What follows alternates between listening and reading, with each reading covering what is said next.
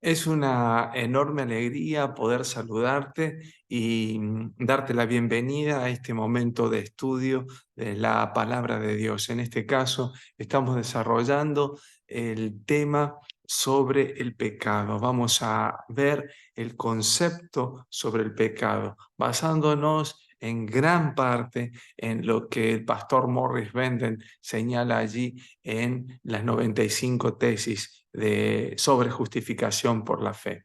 Pero gracias por dedicar este momento para el estudio de la palabra. Hablar sobre pecado es complicado. Su concepto incrementa en nuestra mente una explosión de preguntas y cuestionamientos. Pero gracias a Dios, porque en su palabra Él nos da respuestas para conocer este concepto. Y aunque no todas las preguntas son respondidas, pues nuestra mente es finita, limitada y carnal, eh, para poder abordar el tema en su complejidad, Dios nos ha dado suficiente luz en la palabra para entender lo que sea necesario para nosotros. Por eso quiero invitarte a embarcarte en este momento a este estudio, pero antes pedir la dirección de nuestro Dios. Te invito a orar. Padre nuestro que estás en la altura de los cielos, gracias Señor, porque nos podemos acercar a ti en el nombre de Jesucristo. Gracias porque sus méritos, su sangre, su sacrificio, su victoria, su amor hacia nosotros es la que nos permite acercarnos con confianza, elevar nuestra voz y también nuestros pensamientos, aun cuando reconocemos que somos pecadores, que dentro nuestro hay tinieblas, oscuridad, hay pecados, hay pensamientos malos, en fin. Tú dices que nuestras justicias son como trapos de inmundicia y tienes razón, Señor, pero no obstante, tú nos aceptas en Jesucristo. Por eso es que nos acercamos a ti, Padre, y te adoramos, te agradecemos, porque pretendemos mirarte a ti. Ahora vamos a estudiar tu palabra, un tema muy importante.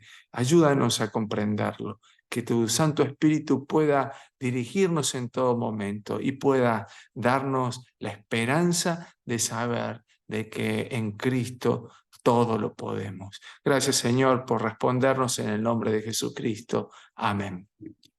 Partamos con una pregunta práctica que nos remonta hacia atrás, directamente hacia el Edén. Eva, cuando pecó, ¿fue cuando tomó y comió del fruto o pecó antes que lo hiciera? Bueno, me gustaría recordarte de que ella comió del fruto después que pecó. Hay algo que ocurrió en su mente antes de esas acciones. Evidentemente, en su mente ocurrieron algunos pensamientos que fueron anteriores a sus acciones. Por eso, este es uno de los objetivos a estudiar en el concepto sobre el pecado, para clarificar en nuestra mente lo que realmente significa. La pregunta del pecado es una pregunta difícil, no podemos escapar de ella, como lo señala el salmista en el Salmo 51:5. Allí dice lo siguiente, David: He aquí en maldad he sido formado y en pecado me concibió mi madre. El salmista es claro: en pecado me concibió mi madre. Es decir, hemos nacido en un mundo de pecado y como resultado, tú y yo y cada uno de los seres humanos hemos pasado por todo tipo de problemas, angustia, dolor, sufrimiento o cualquier manera en que el pecado se ha manifestado, siendo el efecto final del mismo la muerte. Pero vamos a echar un vistazo más profundo sobre lo que la Biblia enseña acerca de la cuestión del pecado. Para ello hay dos puntos de vista que podemos tomar. Es como si miráramos a través de dos lentes diferentes. En primer lugar, a través de los lentes del comportamiento y en segundo lugar, a través de los lentes de la relación.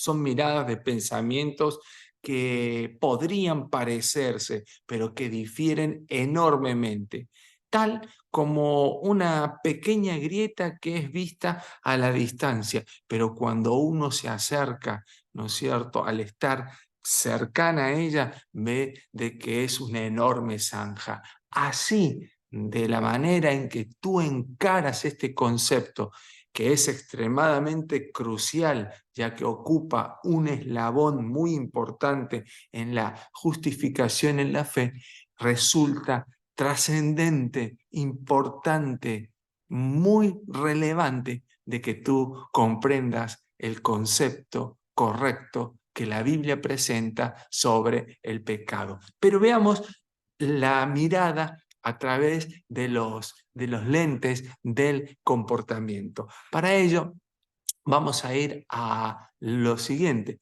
Una pregunta. ¿Cómo se define el pecado bajo estos lentes, el comportamiento? Hay un texto aquí en la Biblia, en la primera carta de Juan, en el capítulo 3, el versículo 4, que dice allí lo siguiente. Dice: todo aquel que comete pecado infringe también la ley, pues el pecado es infracción de la ley. Bueno, en una palabra, Juan está diciendo el pecado es la transgresión, anomía en griego, es decir, violación de la ley, de los decretos, de las indicaciones dadas por Dios. Hay muchas personas que ven el pecado principalmente por el comportamiento o la conducta, es decir, acciones, el hacer, el no hacer, el tomar, el no tomar, el comer o el no comer, y han fundamentado su postura en este texto. Vamos a ver qué es lo que dice la ley y a partir de allí ¿se hace o no se hace? Vamos a ver las indicaciones, ¿se hacen o no se hacen? Y aunque es verdad de que este texto es la única definición de pecado que las Escrituras presentan, la Biblia señala en forma amplia, en numerosos textos, que el pecado es un tema mucho más profundo que simplemente el hacer cosas buenas o malas, el dejar de hacerlas o el hacerlas. Si el pecado, y razonemos por un instante, no fuera más que hacer cosas malas, entonces para volvernos justos, lo que tendríamos que hacer es dejar de hacer esas cosas malas. Y esto nos llevaría a un tipo de religión externa, a una justicia externa, de la cual los fariseos sabían mucho en los días de Jesús y que fueron víctimas de los resultados y las consecuencias de esta forma de ver la religión, pues rechazaron a Cristo. Entonces, ¿cuál es el problema más profundo en el pecado? Bueno, vamos a los lentes de la relación. Cuando se mira la cuestión del pecado a través de los lentes de la relación, la prioridad es el contacto, es la relación con Dios. Entonces, en ese contacto, en esa relación con Dios, el verdadero problema del pecado queda al descubierto, porque la Biblia me enseña que pecado es separación de Dios. Esto es lo que tú lees o de alguna manera vas a encontrar allí en Juan capítulo 16, versículo 16 en Juan capítulo 16, versículos 8 y 9, donde dice: y cuando Él venga, está hablando acerca de la venida de Dios Espíritu Santo, ¿sí? Él convencerá al mundo de pecado, de justicia y de juicio. De pecado, por cuanto no creen en mí. Juan capítulo 16, versículos 8 y 9 nos describen la causa más profunda del pecado. ¿Y cuál es la causa más profunda del pecado? Está en el versículo 9. Dice que Dios Espíritu Santo va a convencernos de pecado, pues no creen en mí. Otra palabra para creer es confiar, de modo que pecado significa no confiar en Jesús.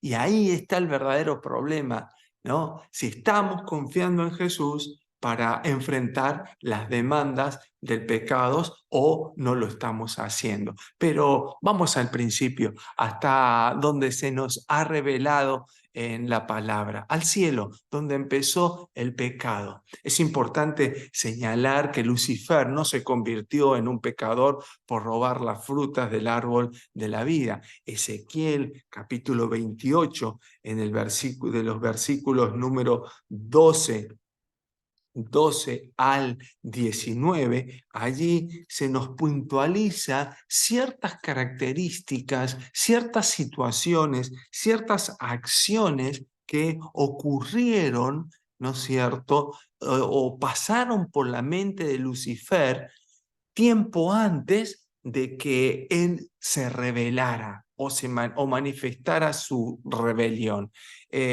Parece que él había empezado a pensar de que era lo suficientemente grande como para ser su propio Dios. Lo dice el versículo 16, dice, a causa de la multitud de tus contrataciones, fuiste lleno de iniquidad y pecaste. Es decir, él se sintió sumamente importante, sumamente admirado. Él vio de que era diferente, ¿no? Y eso lo llevó a pensar también de que era poderoso. El versículo número 17 de allí dice, se enalteció tu corazón a causa de tu hermosura. Es decir, que no solamente esa forma de verse importante lo llevó a una posición de soberbia, sino que se volvió egoísta porque se miró a sí mismo, ¿no? Para señalar en el versículo 15 una cuestión muy importante. Perfecto eras en todos tus caminos, desde el día en que fuiste creado hasta que se halló en ti maldad.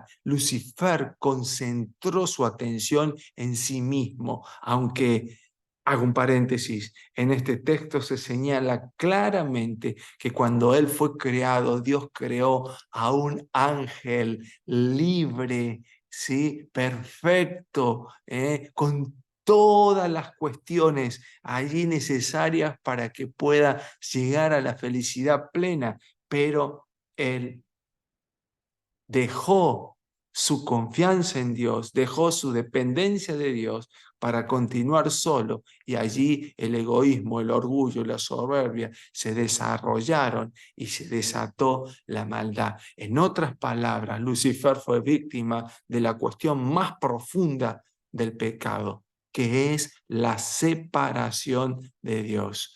El punto neurálgico del pecado, mi querido amigo, amiga, es la separación.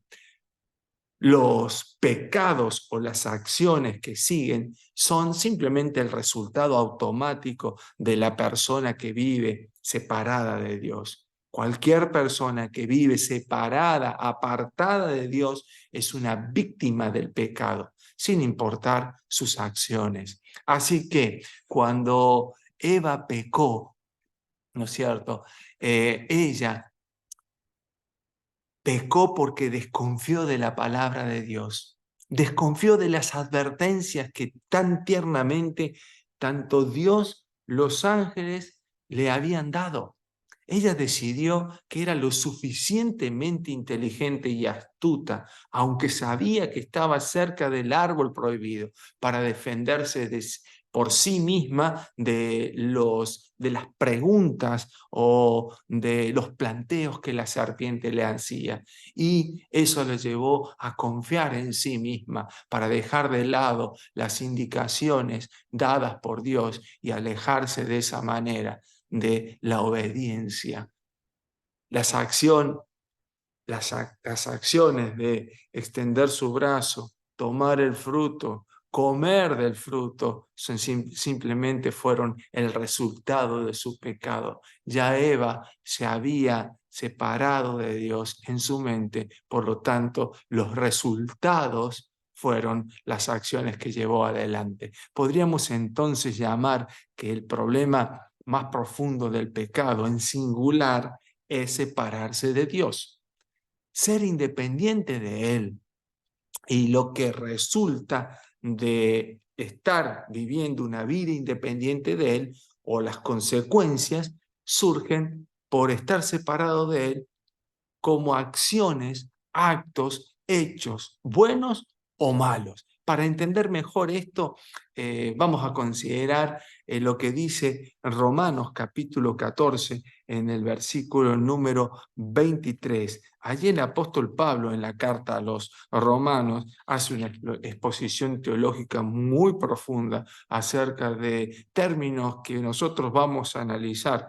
En este caso estamos viendo conceptos como el del pecado. Dice allí en Romanos capítulo 14, el versículo número 23, básicamente la última parte, dice: todo lo que no proviene de fe es pecado. Allí el apóstol es claro. Todo lo que no proviene de fe es pecado. Por lo tanto, cualquier cosa que nosotros hagamos que no sea a través de la fe, de la confianza en Dios, es pecado. ¿Por qué? Sencillamente porque lo que estamos haciendo lo hacemos separados de Dios. No sé si vas llevando la idea.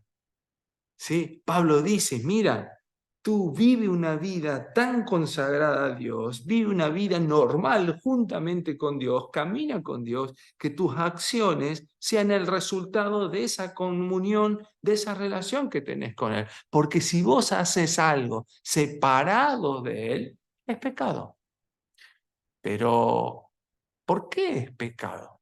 Bueno, porque tenemos un problema. Nacimos en este mundo de pecado. Y el primer síntoma de haber nacido pecadores es el egocentrismo, lo que significa actuar de manera independiente, creer que yo puedo gobernar mi vida sin Dios, incluso haciendo buenas obras por malas razones.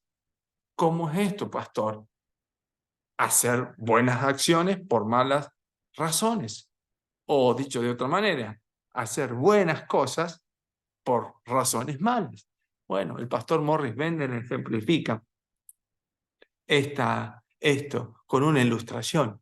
Él pone el ejemplo de su vecina, una viuda que tenía o necesitaba que le corten el césped de su casa. Así que él dice que, hablando de esta ilustración, de que él va allá, corta el pasto con alegría, y esa es una buena acción. Pero puedo hacerlo por varias razones. Si yo estoy en comunión con Dios, estoy caminando con Dios, estoy teniendo una relación con Dios, bueno, el resultado de eso va a ser un servicio genuino, ¿no es cierto? Va a ser un servicio de amor, pero si estoy viviendo apartado de Dios y no tengo tiempo para Él, entonces voy a hacer invariablemente lo puedo hacer invariablemente por razones egoístas. Por ejemplo, yo puedo tener en mi mente un número de posibilidades y pensar de esta manera. Bueno, voy a cortarle el césped a mi vecina porque dentro de un par de semanas me voy de vacaciones y voy a necesitar de que alguien riegue mis plantas, pensando en esto: una mano lava la otra, hoy por mí, mañana por ti, en fin. O yo lo puedo hacer por tratar de ganar buena reputación delante de mis otros vecinos, para que ellos digan, ah, qué bien, es interesante cómo el vecino ayuda a la viuda. La verdad que es un acto loable, digno de ser imitado. O quizás, lo más chistoso, yo puedo haber oído que la viuda tiene mucho dinero guardado en alguna parte y espero que antes de morir se acuerde de mí en su testamento.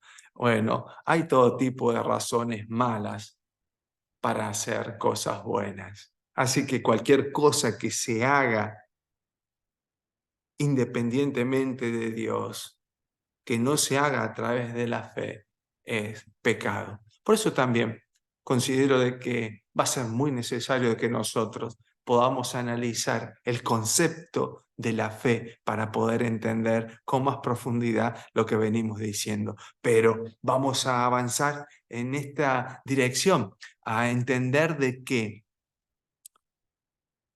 hubo en el tiempo de Jesús buenas personas, buena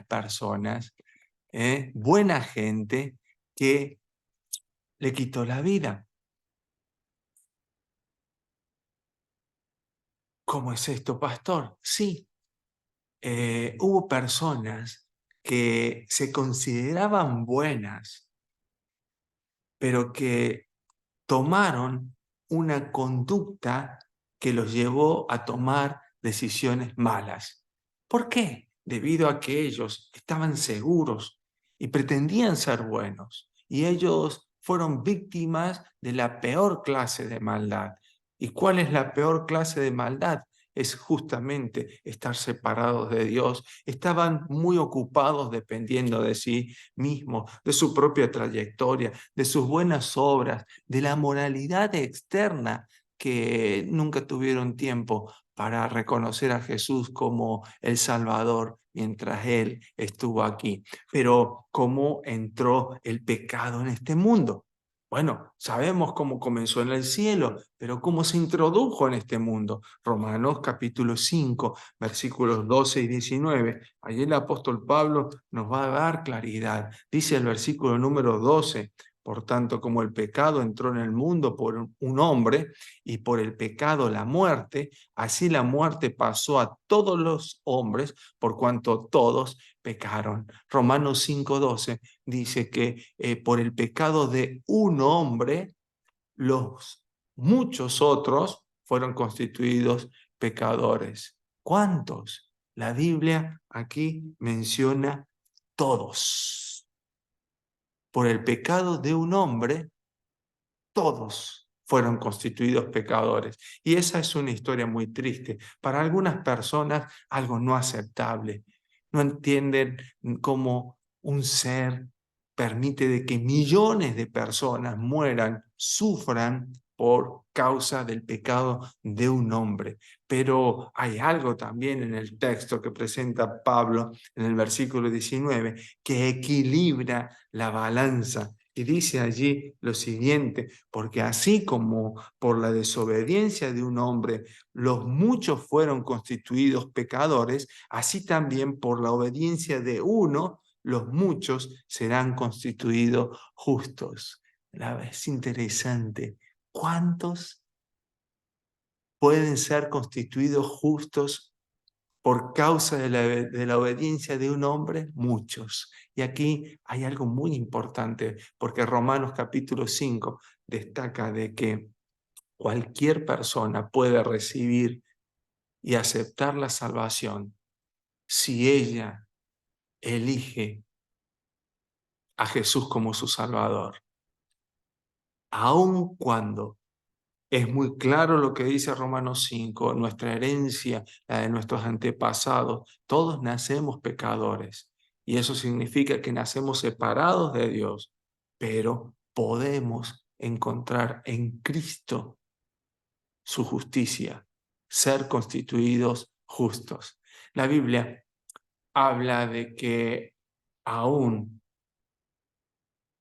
nosotros debemos entender por Romanos capítulo 3, versículo 10, de que no hay justo ni aún uno. Es decir, solamente aquella persona que se relacione con Jesucristo, que lo acepte como su Salvador personal, como su Señor, como el soberano de su vida, puede llegar a ser justo. Separados de Jesús, es imposible.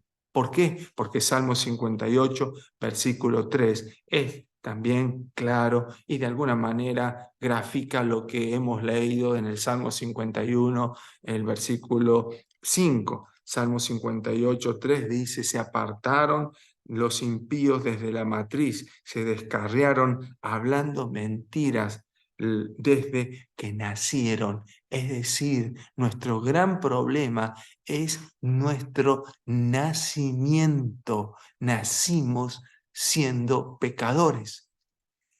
Ahora, con los lentes de la relación entendemos que todos hemos nacido en esa condición de pecadores y que el primer síntoma es el egocentrismo.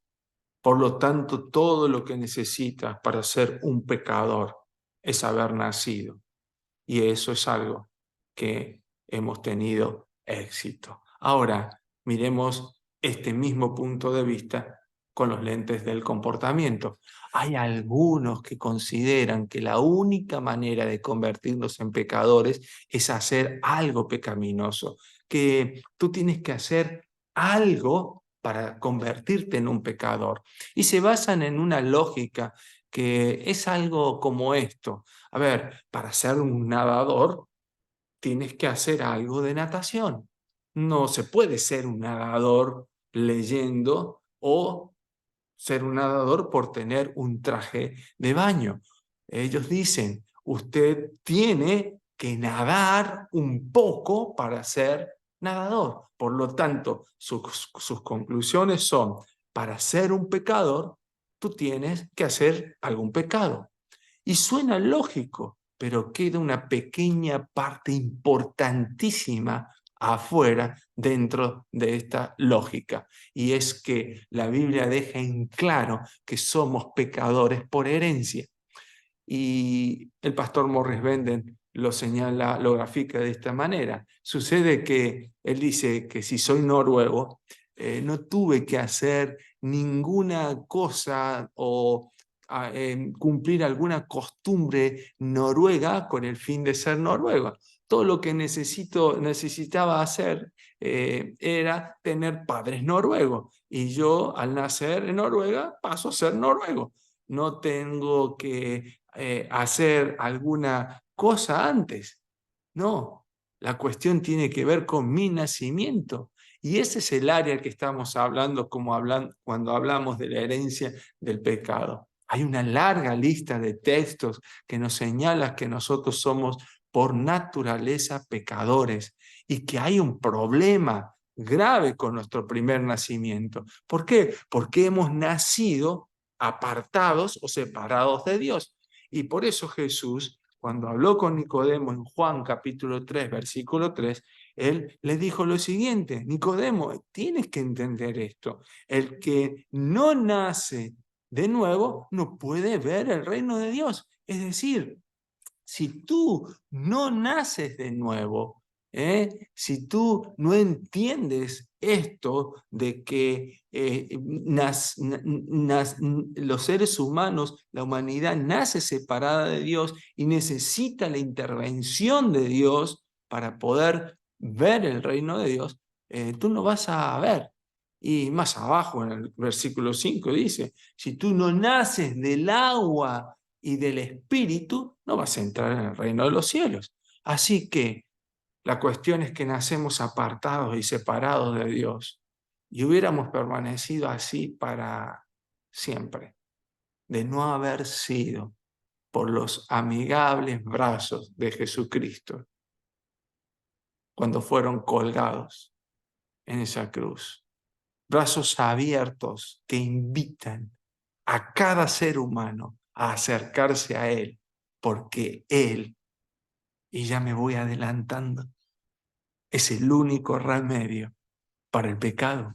Pero antes de esto, eh, antes de esto, vamos a, eh, eh, antes de esto, vamos a quizás responder una de las preguntas más inquietantes.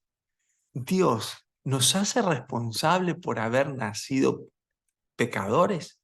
Bueno, la historia señala de que hubo un gran teólogo católico, San Agustín de Hipona, quien tuvo una conversión extraordinaria de la manera en que Dios transformó su vida, y es muy interesante estudiar parte de su biografía porque es extensísima, pero San Agustín de Hipona colocó un fundamento para lo que él llamó doctrina del pecado original, y aun cuando él la debería haber llamada la doctrina de la culpa original, su doctrina consistía, ¿no es cierto?, en lo siguiente: la humanidad es pecadora porque nace pecaminosa, pero también es culpable, por lo tanto tiene que rendir cuentas por esto.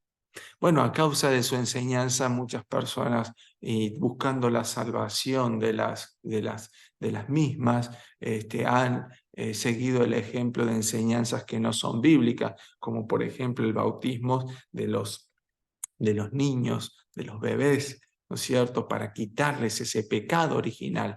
Pero la Biblia es muy clara en Ezequiel capítulo 18, versículo 20, y también en otros textos, en donde Dios dice lo siguiente: el alma que pecare, la persona que pecare, esa morirá. El Hijo no llevará el pecado del Padre, ni el Padre llevará el pecado del Hijo. La justicia del justo será sobre el justo, y la impiedad del impío será sobre el impío. Es decir, que Dios es bien claro. La persona que peca es la que muere. El Hijo no es responsable de los pecados del otro. Y Dios nunca nos hace responsable, mi querido amigo, mi querida amiga, de haber nacido pecadores cuando se trata de un ofrecimiento de vida eterna. A ver, ¿a qué me quiero referir? Sigue conmigo este ejemplo que voy a darte. Vamos con 3 puntos. El primer punto: Dios es amor. La Biblia lo dice, Dios es amor. ¿Tú crees esto? Ojalá que sí. Casi todo el mundo lo cree, casi todo creyente cristiano lo cree. Sin embargo, hay personas que han pasado por situaciones complicadas de la vida que los llevan a cuestionar y aún negar este primer punto. Pero la Biblia es clara: Dios es amor. El punto número 2 es que Dios nos hace responsables a nosotros de que hayamos nacido aquí. No llegamos porque fue el diablo el que nos trajo. Él nunca estuvo a cargo de la vida. El diablo es un ángel sumamente poderoso en comparación con nosotros, pero no hay comparación para con Dios, porque Dios es el creador, Él es un ser creado. Por lo tanto, Él nunca está o estará a cargo de dar vida. Nunca, jamás, porque la fuente de la vida es Dios. Ahora, nosotros llegamos a este mundo a través de nuestros padres, y nuestros padres nada más que fueron intermediarios. Ahora, Dios siempre fue el autor de la vida, y Él es el responsable de que nosotros hayamos nacido en este mundo de pecado, a pesar de que el diablo sí es el responsable de todo el sufrimiento y la muerte que existe en este mundo. Pero ahora bien, si tú aceptas estos 2 puntos y son correctos, entonces es inevitable que tengas en cuenta el punto número 3. Dios tendría que dar a todos los que nacieron en este mundo una adecuada oportunidad de algo mejor para la salvación, porque si Él no lo hiciera, no sería un Dios de amor. Y por eso la palabra de Dios nos habla de una cruz levantada en un lugar solitario llamado el Calvario, con un Salvador colgado, con los brazos extendidos, invitando a la humanidad a aceptarlo, mencionando de sus palabras: Padre, perdónalos porque no saben lo que hacen. ¿Entiendes esto? Permite que te lo explique. Hay buenas noticias en el Evangelio. Se ha provisto para el problema del pecado un único remedio efectivo. Primera de Corintios, el apóstol Pablo, en el versículo número 3, él allí lo señala diciéndolo de la siguiente manera: Cristo murió por nuestros pecados, conforme a las Escrituras. ¿Entendiste? En 1 Corintios 15:4 brilla, resalta la buena noticia. Cristo murió por tu pecado, por mi pecado, por los pecados de la humanidad. Cristo, Él solucionó el problema de la separación que el pecado produjo y al mismo tiempo cargó sobre él los resultados de esa separación. Mira, ninguno de nosotros puede alcanzar a saldar la deuda del pecado, porque la ley de Dios requiere dos cosas: requiere una vida santa y un carácter perfecto.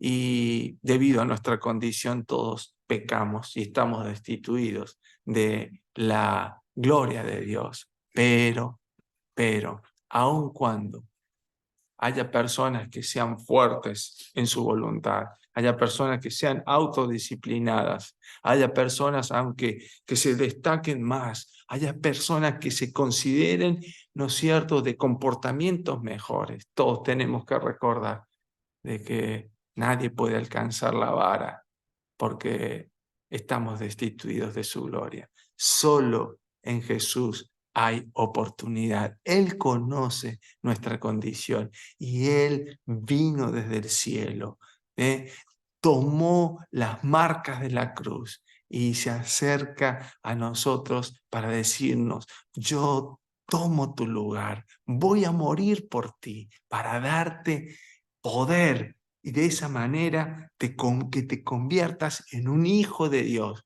para que puedas estar pronto en la casa de mi Padre. Esta es la gran noticia que viene después de que hemos hablado y hemos hecho un vistazo al concepto del pecado con sus malas noticias. Romanos capítulo 8, versículo 1 y 2 dice lo siguiente: ahora pues, ninguna condenación hay para los que están en Cristo Jesús, los que no andan conforme a la carne, sino conforme al Espíritu, porque la ley de la vida en Cristo me ha librado de la ley del pecado y de la muerte. No te olvides, podemos ser libres únicamente en Cristo. Podemos ser libres del pecado y de los pecados. ¿Deseas ser libre del pecado? Acércate a Jesús. Acércate a Jesús. Únete a Él. Únete a Él y verás que su poder amoroso y transformador cambiará tu vida. ¿Deseas liberarte de la esclavitud, de los pecados que cometes? Acércate a Él. Él tiene poder suficiente para transformarte, restaurarte y hacer de ti a alguien feliz. Acepta a Cristo como tu Señor y tu Salvador. Es una alegría haber podido compartir contigo estos momentos de estudio y de reflexión, y es mi deseo de que Dios te bendiga.